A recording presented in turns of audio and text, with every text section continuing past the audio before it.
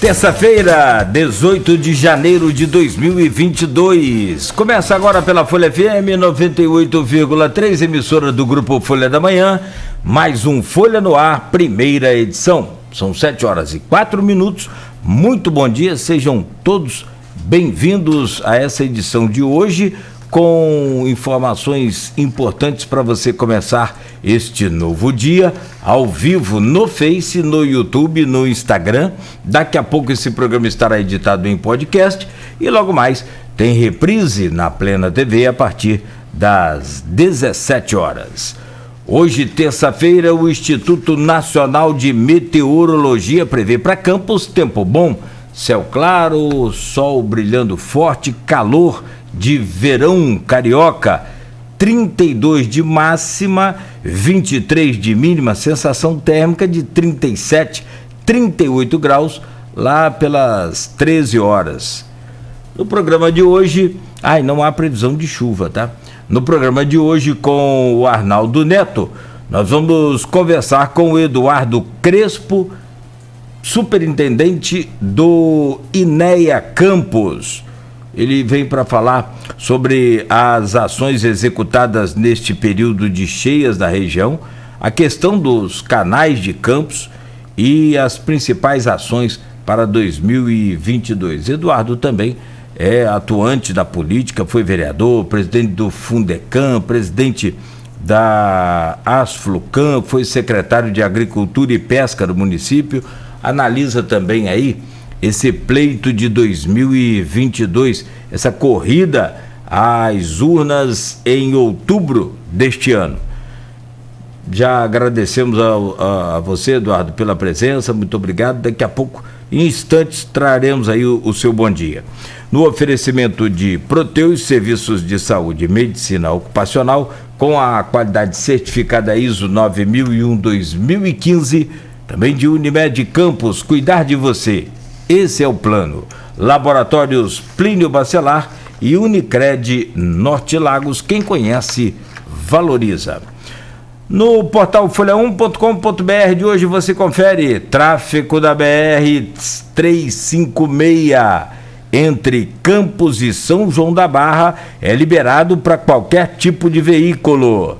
Até esse domingo, apenas ônibus e veículos de pequeno e médio porte estavam autorizados a passar pelo trecho em Barcelos, onde o dique se rompeu. Vacinação de crianças será por agendamento e senhas em Campos. Cronograma contempla os menores com comorbidades nesta semana. Começa hoje a vacinação, hein? Vans devem deixar de rodar em linhas exclusivas dos ônibus a partir de segunda-feira. Apesar da determinação judicial, vans foram flagradas ainda circulando nestas linhas, hein? Regime de recuperação fiscal. O Rio fez a sua parte. Foi o que disse o presidente da Alerj, André Siciliano, destacou que o Rio está cansado de injustiças. Homem briga com a mulher, acerta pedra em viatura da PM e pede para ser preso. Olha a situação complicada, hein? Com quem que ele foi arrumar confusão? Com a mulher e com a PM. O caso aconteceu na noite de domingo no Farol de Santo Tomé. Tesouro veta a recuperação fiscal do Rio de Janeiro. Essa notícia não é boa e Cláudio Castro fala em maldade. Órgão federal diz que Estado não fez ajustes fiscais necessários e governador Cláudio Castro rebateu. Após cheia do Paraíba, 29 famílias ainda não voltaram para suas casas. O retorno só acontecerá com aval da Defesa Civil. Em um ano de vacinação, quase 70% da população brasileira já tomaram a segunda dose. Justiça Eleitoral marca para a quarta recontagem dos votos em São Fidélis. John Jefinho foi eleito vereador, mas o Partido Republicano acabou condenado por candidaturas laranjas. Então tem recontagem. Parceria entre Prefeitura e Estado para a construção do novo condomínio industrial. Vladimir entregou o documento ao secretário estadual de Desenvolvimento Econômico e aguarda agora o retorno. E no CCZ de Campos tem 50 animais entre cães e gatos aptos para a adoção. Entre eles, inclusive, tem um cãozinho que foi resgatado aí por conta da enchente, por conta das cheias aí. Então, se você quiser, né, um animal, adotar um animal, procure o CCZ Campos. Fica na pecuária. Olha, hoje o programa tem o prazer e eu tenho aqui pessoalmente a honra de recebê-lo depois de um tempo. Acho que a última entrevista que nós fizemos foi ainda na Continental e ele era secretário de, como o Arnaldo colocou aqui, Agricultura e Pesca do município de Campos. Já faz tempo isso, né? Estou com saudade do amigo e hoje vamos poder falar de um assunto que eu acho muito pertinente e tenho feito alguns comentários aqui, tenho até arriscado um palpite em nome do conhecimento e não da amizade, separa-se aí as coisas, né? Que é o conhecimento. Ontem mesmo a gente falava com o Almir, secretário de Agricultura, ele também acredita que você, meu caro Eduardo Crespo, é o homem certo no lugar certo e na hora certa. Conhece muito bem, né, sobre o assunto, essa questão ambiental e principalmente esse problemão que são os nossos canais, que na verdade pode ser aí, né, a salvação literal da lavoura. Meu caro Eduardo Crespo, bom dia, seja bem-vindo aqui ao Folha no Ar, é um prazer recebê-lo aqui. Bom dia, Cláudio, bom dia, Arnaldo, bom dia a todos os ouvintes aí do programa da Folha aí, da FM. É um prazer muito grande poder estarmos tendo essa conversa nesse momento que recentemente, ainda se fazer 30 dias, aceitei o desafio, a missão de ser superintendente regional do INEA. Confesso que a gente nem sempre sabe tudo, muito pelo contrário, é sempre um desafio que a gente tem que encarar e enfrentar, e sou muito grato a Deus por essa oportunidade, porque a gente sempre cresce muito quando você se coloca na posição de ser desafiado e no sentido da gente poder contribuir. Eu tenho uma natureza minha de servir, eu sou uma pessoa que gosta de servir, faço tudo com muita vontade de acertar, sempre me entrego 100% nas coisas que eu escolho fazer, né? Enfim, é isso aí, vamos em frente, temos muita coisa para fazer, poucos dias de INEA, eu confesso a você que não imaginava, e ainda tem coisas que eu não tomei conhecimento, não deu tempo, mas imaginava que a dimensão do desafio, mas ao mesmo tempo também me inspira muito, porque a importância dessas coisas que estão precisando serem resolvidas, ser colocada em prática. Muitas coisas travadas, muitas coisas precisando ser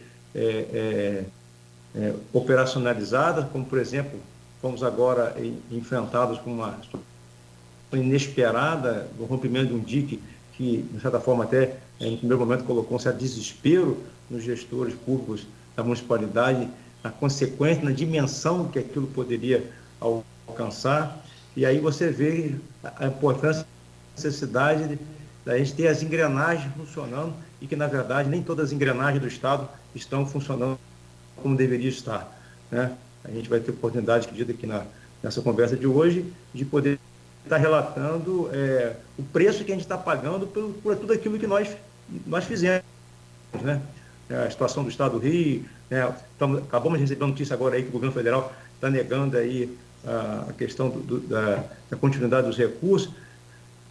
É tudo muito complicado, mas tudo isso é uma colheita que nós estamos fazendo, né? De tudo que nós plantamos. Essa que é a grande verdade. A gente tem que fazer a nossa meia-culpa, nós como cidadão fluminense, todos nós temos que entender que todos nós estamos colhendo tudo aquilo que nós, de uma forma ou de outra, semeando lá atrás, e que a gente está pagando preço, e a gente tem que aprender com isso, né? Errar é humano, agora persistir no erro, eu acho que é o grande desafio da gente não permitir que isso aconteça. Muito bem, deixa eu trazer o bom dia do Arnaldo Neto e a gente startar essa pauta de hoje. Meu caro Arnaldo Neto, bom dia, sempre bom e importante contar com sua presença aqui, necessária no Folha no Ar. Seja bem-vindo, bom dia. Bom dia, Nogueira, bom dia ao nosso entrevistado Eduardo Crespo, bom dia sobretudo você ouvinte da Folha FM. Eu começando a semana hoje, ontem estava na praia, não tive como conectar, voltei a campus para a gente estar aqui participando, né, questão de trabalho, mas só para lembrar, porque ontem a gente tinha muita coisa para falar da festa de Santo Amaro, por exemplo, Nogueira. Lá no finalzinho a gente dá uma pincelada naquele sol todo lá da Baixada Campista, enfim, mas um jogo político mais quente do que o sol que estava castigando lá na Baixada. Sem falar, é claro, né, dessa notícia importantíssima, e aí vai além das questões políticas, porque as questões políticas elas são passageiras, as urnas passam e a vida continua. Esse acordo de recuperação fiscal, não. Isso é um baque muito forte para a economia do estado do Rio de Janeiro, se for negado. Vi aqui até subiu uma pergunta do Dilcimar, se o governador conseguiria cumprir suas promessas caso o acordo seja inviabilizado. Ele consegue porque tem o dinheiro da SEDAI, né? Mas vai ficar muito mais apertada a situação porque tem outras dívidas. O estado do Rio de Janeiro, como o Eduardo falou, né, tem muita coisa aí para pagar. Enfim, mas tudo isso a gente deixa para comentar lá no final.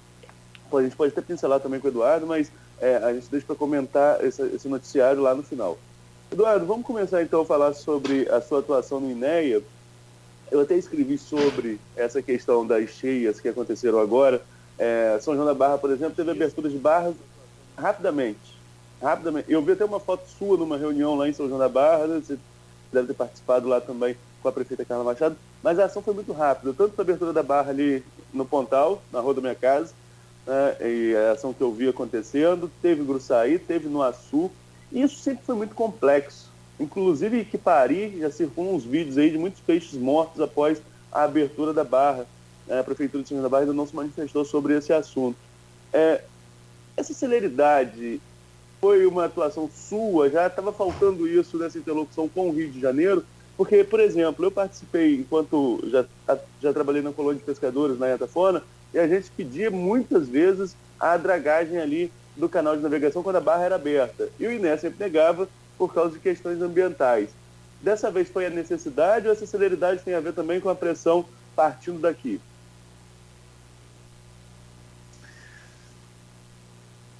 Bom, Arnaldo, as coisas acontecem muito rápido.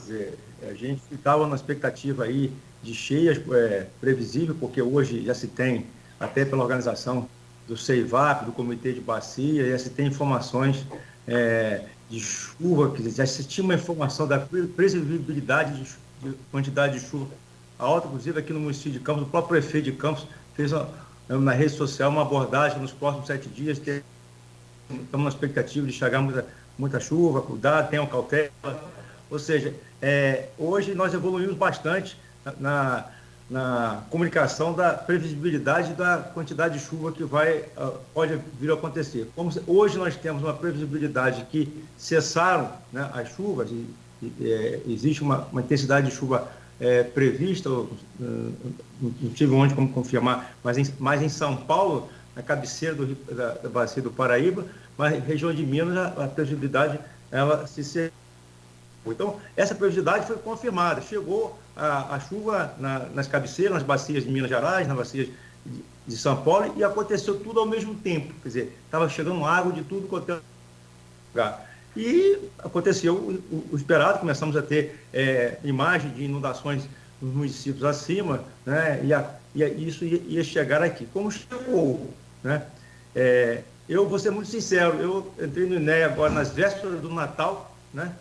Fui ao Rio conversar com o presidente Felipe e o secretário, não consegui estar com eles, né? Não os conheci, né? Assumi o processo nesse período de final de ano, chegaram as chuvas, as enchentes, vim conhecer literalmente, pessoalmente, fisicamente, o presidente e o secretário de Ambiente no meio da tempestade aqui, da situação de São João da Barra com o dique ter estourado. Ou seja, as coisas foram muito dinâmicas. E aí, assim que eu cheguei no INEA, eu cheguei para a equipe e falei, olha, não vamos parar o processo, vamos dar continuidade, porque existe uma dinâmica acontecendo, já tem uma experiência pública, eu não vou parar o Energia de Campo para poder entender o processo para continuar. Isso antes até da previsibilidade dessa quantidade de chuva. E aí os processos começaram a andar e começamos a liberar, porque tem muitas empresas que dependem de licenças para poder dar continuidade. O Estado, com esse programa da SEDAI, está liberando muito recurso. Tem muitas prefeituras que já estão pedindo licença para fazer a obra, projeto de obra licitar. Então, vamos embora, vamos tocar. Tive uma surpresa muito agradável da qualidade da equipe do INEA aqui do Superintendência. Nós temos uma equipe elite de técnicos, de analistas de excelente qualidade, apesar de encontrar uma equipe muito desmotivada, né, com suas necessidades e tal, é uma questão interna, mas eu fiquei muito grato por estou recebendo uma equipe de alto nível, né, com competência, com capacidade de tomar decisões importantes em relação a essa questão de licença do modo geral. E aí, enfim, as coisas foram acontecendo, a enchente chegou. Quando eu soube, né, que São João da Barra estava solicitando a abertura do pontal de Atafona, eu estava em Campos fazendo uma visita aqui com a Defesa Civil, nós fomos identificar, eu recebi um telefonema do Pascotto, preocupado com as comportas. Estou sabendo que tem comportas que estão abertas, Eduardo, você tem informação? Eu fui levantar, realmente tinha 2 comportas que estavam com consequência de vandalismo, que é a do Vigário e a do São Bento, que não tinha condições de fechar, que estava com vazamento. Mas aí ele me convidou, eu vou com você, vamos visitar para ver que pé que está isso. Aí fomos no Vigário, chegamos lá, vimos que tinha um vazamento, mas estava relativamente sob controle. Mas o problema do Vigário é o risco da água inundar uma lagoa que tem ali aos fundos do Parque Prazeres, e aí você fazer o retorno de toda a água fluvial, de chuva, que seja, o Parque Prazeres, você inundar o Parque Prazeres, como já aconteceu isso em anos enchentes recorrentes. E aí viu que a coisa estava sob controle, e ele ia visitar Três Ventos. Havíamos tomado uma decisão preventiva, que a UNE apoiou, que foi abrir lá uma passagem de água lá na BR para poder escoar uma água de chuva nos fundos de Três Ventos, uma vala, e depois iria ser fechada assim que a água do rio enchesse. Eles iam lá tomar essas providências lá junto com a Prefeitura de Campos e Coag e a Sulcan. Olha, eu vou dar uma chegada então lá em São João da Barra para ver lá o pedido de abertura do pontal. Cheguei lá, a abertura do pontal já estava traçada diretamente com o Rio de Janeiro. As decisões complexas como essa são decisões que a regional não tem autoridade, tudo Rio de Janeiro, todos os ofícios são assinados pela presidência. Então, eu simplesmente entendi o processo. A Marcela, secretária de Ambiente de São João da Barra, muito preocupada, muito nervosa, tensa com a situação do DIC. Eu fui no próprio carro de INEA com ela e a equipe visitar os DIC que foi reformulado recentemente em enchentes anteriores, que estourou lá em São João da Barra. Então, eu percebi nitidamente uma comunidade extremamente insegura, porque já pagou um preço caro em enchentes recentes com relação a um dique estourar. A consequência de um dique estourar em São João da Barra é muito dramático, tudo que já aconteceu, inundou milhares de famílias, milhares de casas e residências. E aí o medo era esse, produtores inseguros, né, preocupados com filtrações em tudo quanto é canto, e fomos visitar para poder ter uma dimensão disso. E, ao mesmo tempo, com a determinação, com um pedido feito de abertura de barra do Pontal e da Lagoa de Gruçaí. E aí o ofício já estava autorizativo do Rio de Janeiro, eu estava simplesmente fazendo o acompanhamento desse processo e abriu o Pontal. Se teve algumas resistências, alguns pescadores, não precisa abrir, isso aí não vai dar certo e tal. Sempre tem essa opinião trocada, né? Faz parte do recurso hídrico, ele tem, inclusive, uma determinação legal que tudo tem que ser discutido em conselho, não é uma decisão unitária. Enfim, participei desse processo, acompanhei, abrimos um Pontal, e depois eles foram abrir a Lagoa de Gruçaí e tal, que eu questionei. Vai abrir a Lagoa de Gruçaí? Não, porque é muita casa, está tudo inundado e tal. Enfim, a decisão já tinha sido tomada.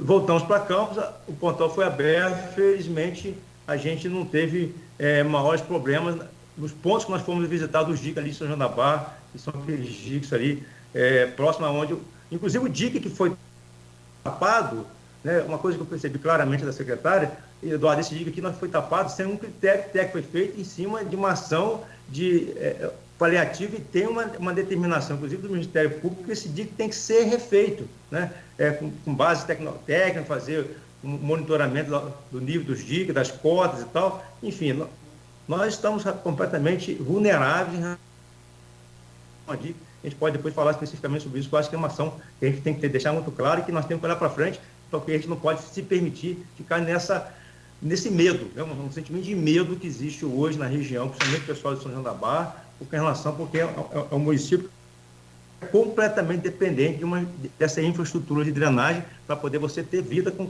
saudade, com qualidade ali. E aí, conclusão, a gente voltou a administrar o processo, acompanhamos, teve um sentimento, uma informação de que a água iria baixar, o efeito de dique do Pontal teve no mínimo, parou de subir ali em São João da Barra, e aí começou uma discussão, inclusive, através do comitê muito interessante, de que talvez uma solução seria a gente fechar um pouco a comporta de Santa Cecília, porque se fechar a comporta de Santa Cecília, o João colocou isso com muita propriedade, nós ganharíamos ali um alívio, porque estava chegando água de tudo até canto, principalmente da bacia do Muriaé.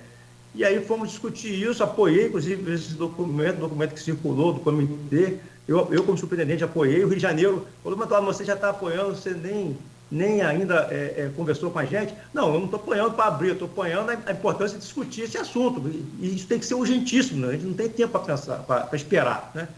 E aí consegui fazer uma reunião remota com o João, a equipe técnica do INEA do Rio, e a equipe técnica esclareceu que realmente não teria sentido fechar Santa Cecília, porque a barragem do funil já estava com uma capacidade dela bem comprometida e estava chovendo muito em São Paulo. E se nós fecharmos por poucas horas, iria encher o funil e não ia ter aonde segurar a chuva de São Paulo, ia ter que abrir o funil, aí não dá de ver Resendes, Barra Mansa, e aí ia chegar uma água absurda para a gente aqui, ou seja, ia ser um caos. Então, não tinha condições, nesta enchente, usar o Santa Cecília como uma ferramenta para que a gente ganhasse 1 centímetro, porque nós estávamos brigando ali por 3, 4, 10 centímetros para não chegar em Campos na cota de 10,40, que estava sendo a nossa referência regional aqui.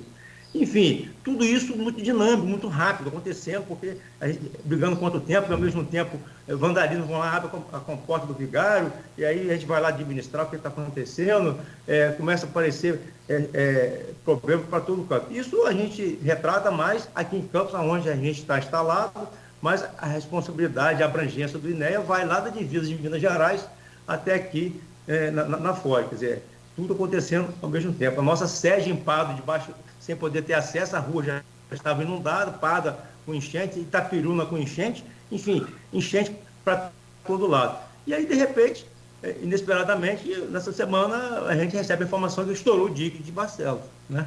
E aí eu parei tudo, fui lá, né? Eu e o Alan estivemos lá, vimos, muito perigoso, com medo até de chegar próximo para ver o local do dique, já com dificuldade de chegar lá.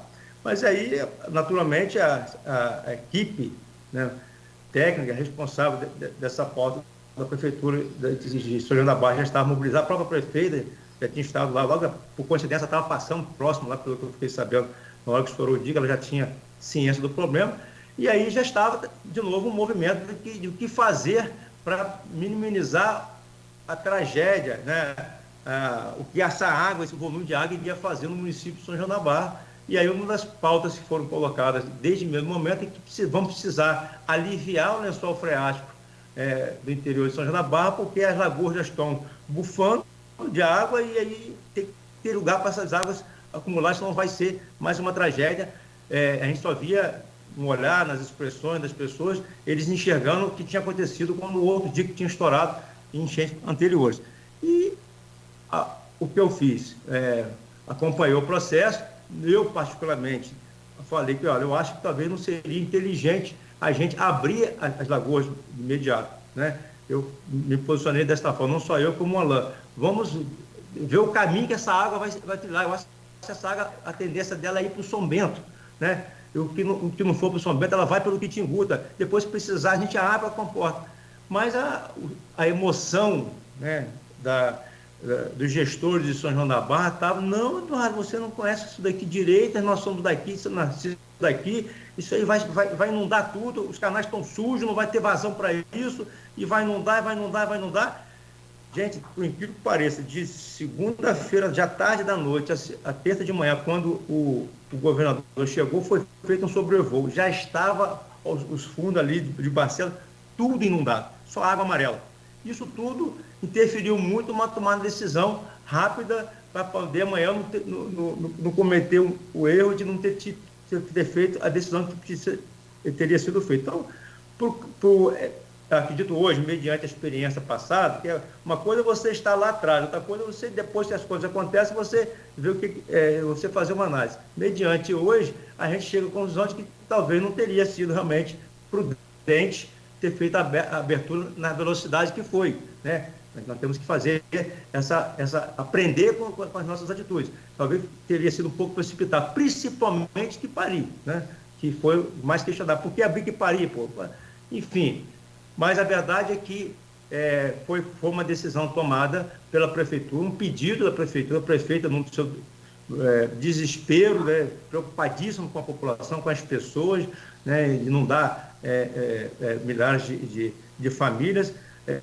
A gente entendeu, e ela foi muito feliz na palavra dela, quando ela disse, Deus abençoou, que estourou na posição certa, de que tivesse estourado um pouquinho mais para frente, a tragédia teria sido muito maior, e praticamente estourou quase na direção do canal de São Bento, que já estava com a comporta vandalizada. Então o canal de São Bento já estava com um certo volume de água expressivo. E aí é um tsunami de água, né? E inundando tudo para frente, e aí a gente, com um problema seríssimo de entupimento que já era previsto, o próprio governador entendeu, não, vamos colocar então as máquinas nas pontes para substituir as pontes.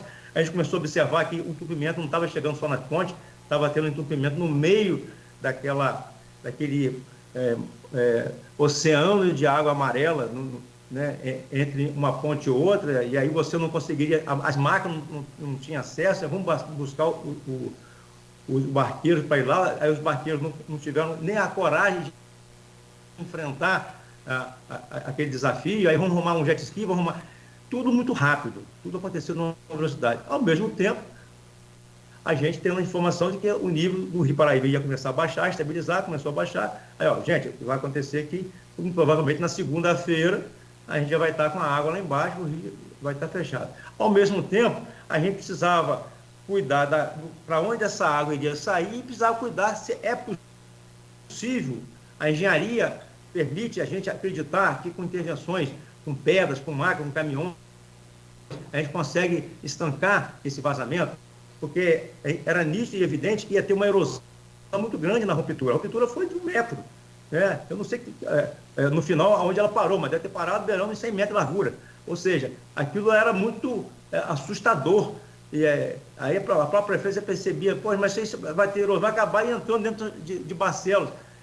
Aí nós tivemos a felicidade de ter a oportunidade de, através da Secretaria de Obra lá, o Jorge Issa, ele fez um contato com o professor Paulo Maia da UNED, que é uma pessoa conhecedora, um técnico do assunto, e o Paulo Maia estava de férias, fora de campus, parou tudo, chegou à noite, passou a noite, a madrugada, analisando, e na terça-feira de manhã já tinha uma proposta de que seria possível, sim, com muita dificuldade, mas pela engenharia da gente, no meio desse volume de água, a gente segurar um pouco essa passagem de água. E aí foi onde tomou essa decisão. O governador autorizou fazer o fechamento do dique imediato e fazer as intervenções nos canais para poder substituir, e inclusive abrir a barra, porque não sabia do grau de dificuldade se nós conseguiríamos ou não fazer com que essa água, que eu acredito que deve estar chegando agora lá na comporta do terminal pesqueiro,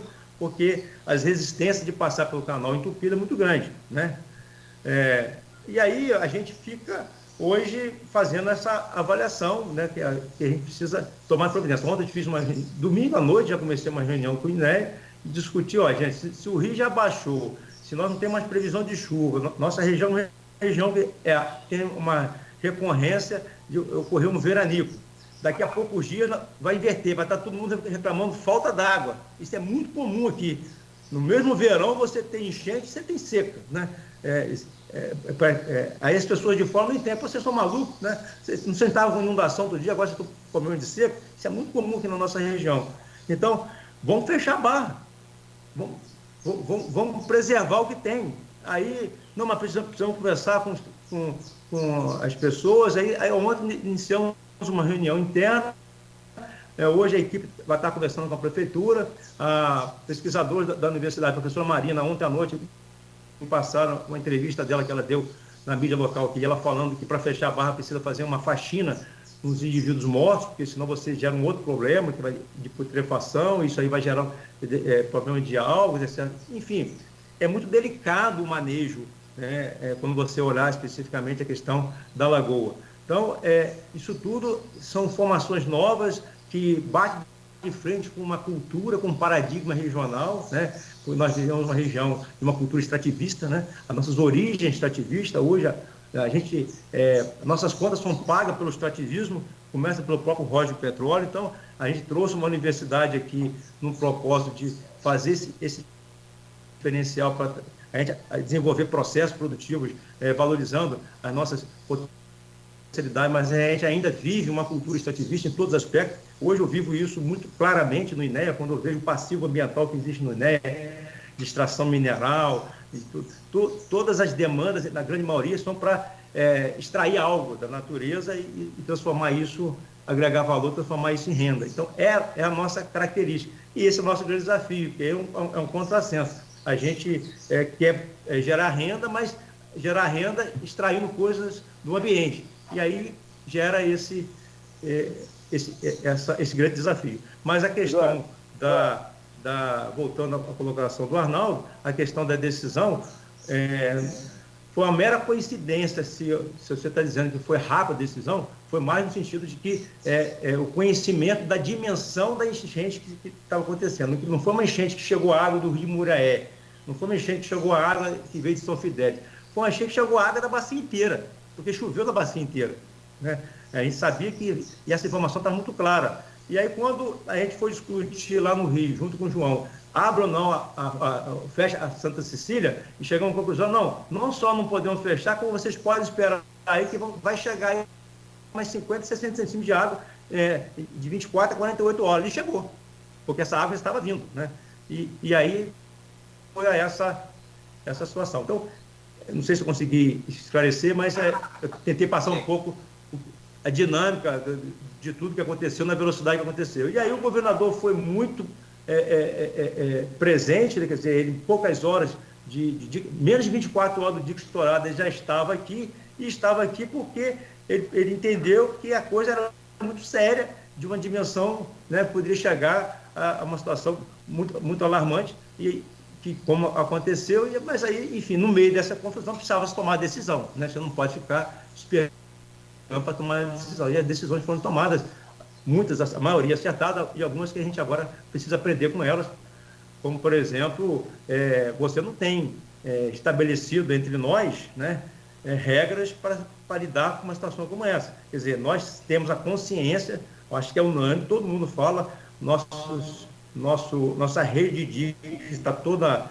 vou fazer aqui uma metáfora, cariada, né? Está toda cheia de filtração para tudo que é lado, isso não é de hoje, e a gente precisa tomar atitude em relação a isso. Enquanto nós postergarmos isso, ações de infraestrutura em relação a essa questão de rede de diques e canais, nós vamos estar sempre passando por situações como essa. Não é a primeira, não é o primeiro dique que estourou, já é o terceiro ou quarto, e com certeza vamos estourar mais, porque não tem mais estrutura. Agora, quando que vai vir a próxima enchente?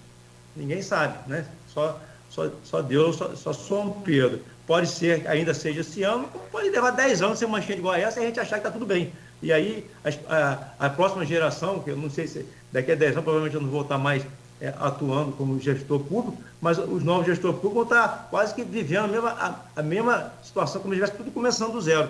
E acho que esse é o grande aprendizado que a gente tem que fazer. Nós precisamos investir na nossa infraestrutura, fazer um entendimento que para a gente poder preservar as nossas características, principalmente as nossas características ambientais, é imprescindível que você, para conciliar desenvolvimento humano, desenvolvimento econômico na nossa região, nosso sistema, você tem que ter DIC sim, você tem que ter canais sim, você tem que ter as comportas sim, mas em condições de uso, em condições de manutenção, em condições, tecnicamente falando, com segurança. Nós não temos segurança nenhuma, essa é a grande verdade. Eduardo, são 7h39 agora, Nogueira. Acho que já está na hora do nosso intervalo. Estou sem retorno com você, mas vamos resolver isso aqui no intervalo. E DIC só se lembram quando chove, quando tem enchente, né? Ninguém lembra do DIC antes disso. Só quando tem enchente que vai romper, que todo mundo lembra. A gente vai continuar falando sobre isso no próximo bloco. Eu queria deixar só um gancho, Nogueira, para o próximo bloco, ainda nessa questão, né, que está tendo uma repercussão muito grande nas redes sociais, de equiparir essa mortandade de peixes.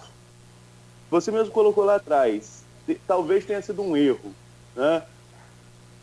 Chegou água até a lagoa, a água que estava descendo pelos canais chegou à Lagoa de Quipari, porque, por exemplo, eu falei que eu moro lá no Pontão, você via a força da água e tinha água chegando aos navios no Açu, chegando por Atafona. Pessoal, amigos meus que são pescadores, estava no fim de semana com eles, meu pai é pescador também, enfim, pessoal ali da minha rua, tinha amigo meu falando que tinha água do rio, que eles viam a força da água do rio ainda chegando ao Açu.